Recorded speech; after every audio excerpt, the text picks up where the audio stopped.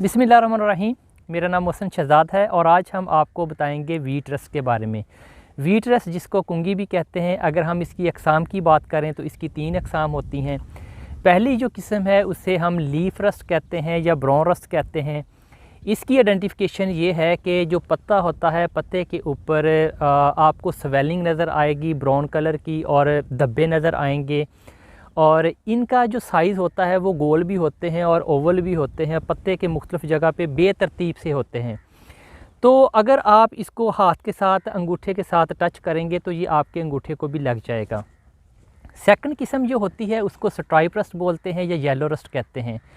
Stripe rust जो होती है इसकी आइडेंटिफिकेशन ये है कि जो पत्ते के ऊपर ये एक तरतीब में मौजूद होती है, एक लाइन में मौजूद होती है। इसी तरह जिस तरह कपड़े को सिलाई, डबल सिलाई करते हैं तो ये जस्ट लाइक उसी तरह हमें नज़र आती है। तीसरे नंबर की जो रस्ट है उसे स्टेम रस्ट कहते हैं। स्टेम रस्ट जो होती है इसको ब्लैक रस्ट भी कहते हैं। स्टेम रस्ट जो होती है ये ब्लैकिश किस्म की होती है और तने के ऊपर मौजूद होती है, पत्ते के ऊपर भी मौजूद हो सकती है। सेकंड नंबर पे हम बात करेंगे कि ये जो रस्ट है ये क्रॉप टू क्रॉप फैलती कैसे है, एक क्रॉप से दूसरी क्रॉप में कैसे फैलती है।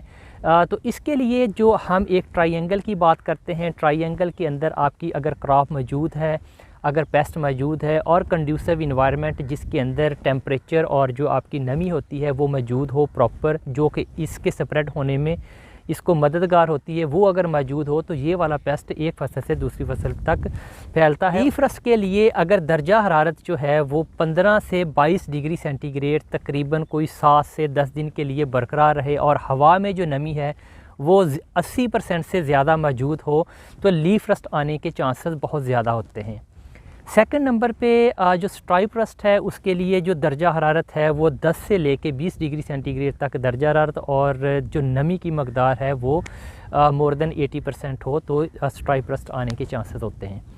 अगर 25 से 30 डिग्री सेंटीग्रेड तक दर्जा हरारत रहे या स्टेम रस्ट है उसके आने के चांसेस ज़्यादा होते हैं। ऑन एन एवरेज जो इसकी पैदावार है वो तकरीबन 20% तक कम हो सकती है, लेकिन अगर ये इसकी इन्फेस्टेशन सवियर है तो ये तकरीबन 50% तक भी जा सकती है।